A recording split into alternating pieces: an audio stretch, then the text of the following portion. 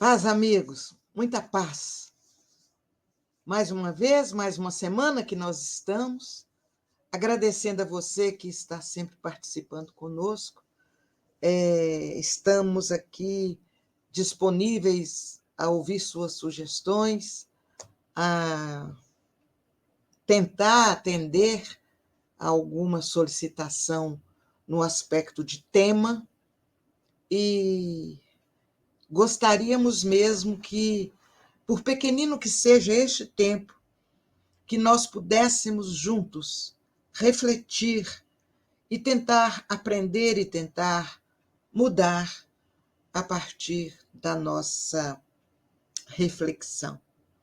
Hoje nós colocamos exercício do bem e nos lembramos de um versículo de Tiago, da carta de Tiago, capítulo 4, versículo 17, que diz assim: todo aquele que sabe fazer o bem e não o faz, comete falta. Todo aquele que sabe fazer o bem e não o faz, comete faltas. Olha que interessante, porque geralmente a gente usa a expressão não posso, mas a gente não diz eu não sei fazer o bem, porque todos sabem. O bem está inserido em nosso comportamento. E como nós nos alegramos quando alguém nos faz o bem, é óbvio que nós sabemos como fazer o bem e os resultados que ele promove nas criaturas. Então, isso é muito importante para a nossa reflexão do dia. Sabemos, sim, fazer o bem e não o fazemos. Aí nós vamos encontrar uma série de justificativas por não fazermos o bem. Eu não tenho recursos, eu estou sem saúde, eu não tenho companhia, eu não sei como chegar até onde há necessidade maior. O horário em que eu trabalho é um horário muito complicado e a gente vai encontrando desculpas, umas atrás das outras, para justificar o não fazermos o bem. E é muito interessante porque o Livro dos Espíritos também traz, na questão 642, um convite à prática do bem. Vejam, cumpre ao homem fazer o bem, no limite de suas forças, porquanto responderá pelo mal que resulte de não haver praticado o bem. Vou repetir. Cumpre ao homem fazer o bem, no limite de suas forças, porquanto responderá pelo mal que resulte de não haver praticado o bem.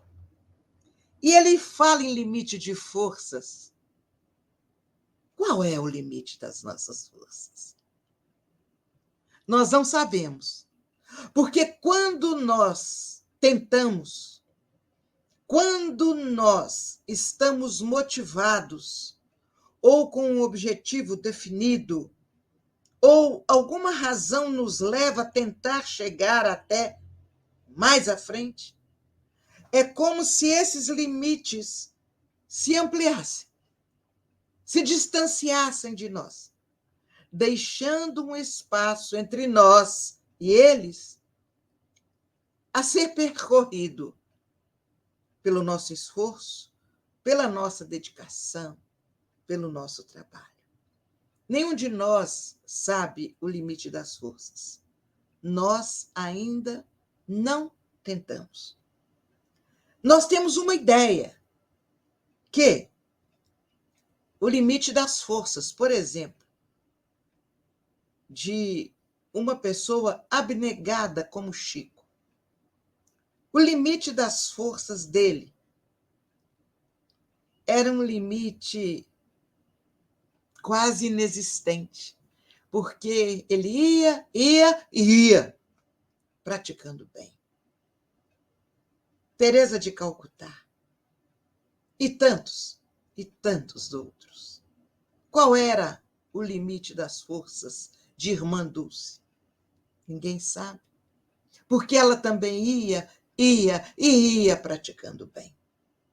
Então, essa afirmativa de O Livro dos Espíritos, que a gente deve fazer o bem até o limite de nossas forças, é uma questão que nos leva a refletir muito, porque esse limite, primeiro, ele é proporcional a cada um de nós. É a primeira certeza que temos. Segundo, nós ainda não chegamos ao máximo deste limite. E, portanto, nós não temos certeza do limite das nossas forças. Então, a gente geralmente inventa um monte de pretextos para não praticar o bem. É como se esses pretextos nos constrangessem ao exercício do bem, né?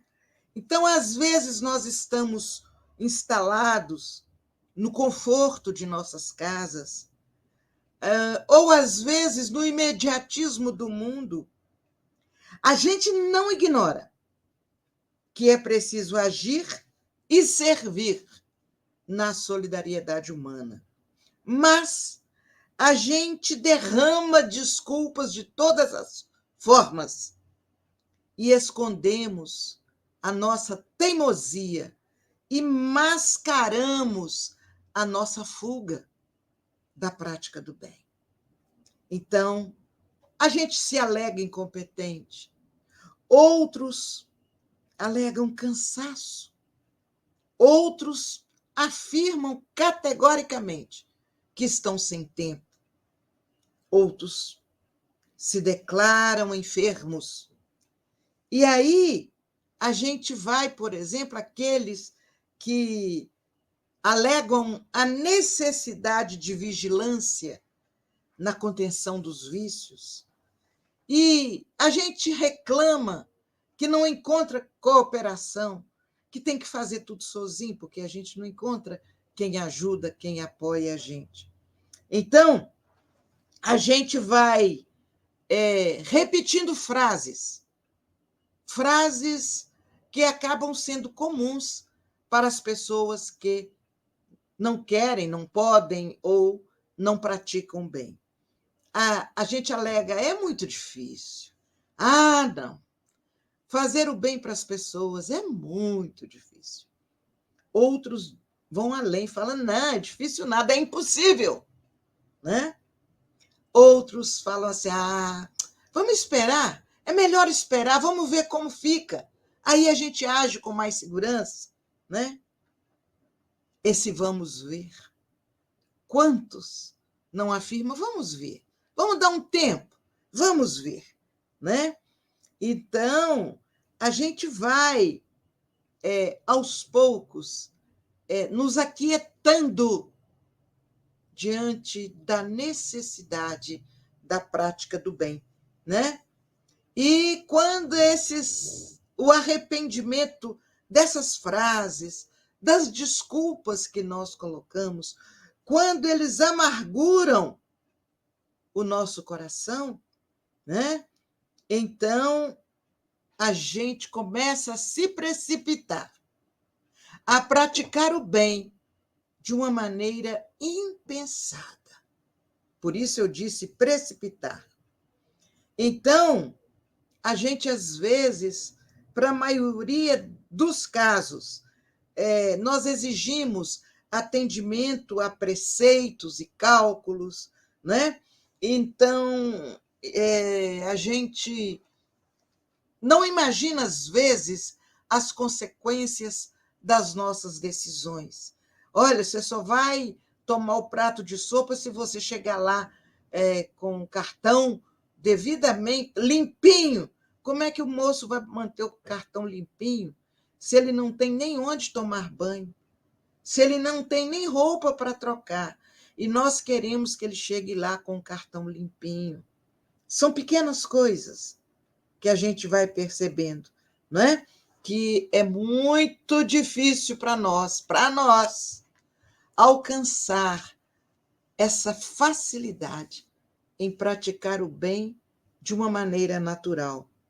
Então, a doutrina espírita, que ela não é apenas uma religião da verdade, do amor, mas ela também da justiça e da responsabilidade. Da justiça e da responsabilidade. Ela nos esclarece que responderemos não só pelo mal que houvermos feito, mas também pelo mal que decorra do nosso comodismo em não praticando o bem que nos compete fazer. Então, o convite que a gente deixa no dia de hoje é: vamos exercitar o bem.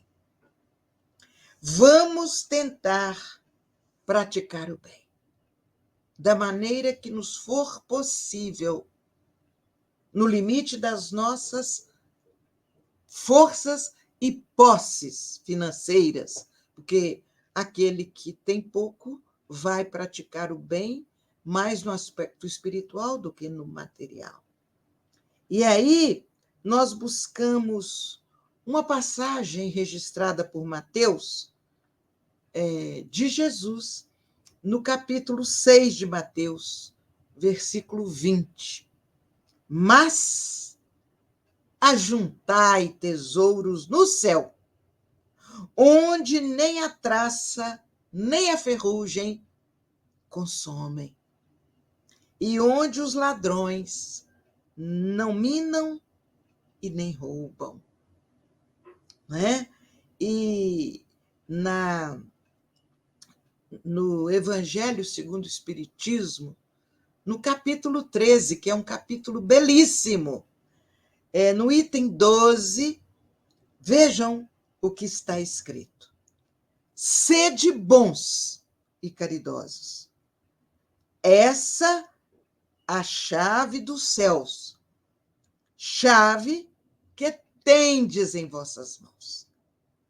Toda a eterna felicidade se contém nesse preceito: amai-vos uns aos outros.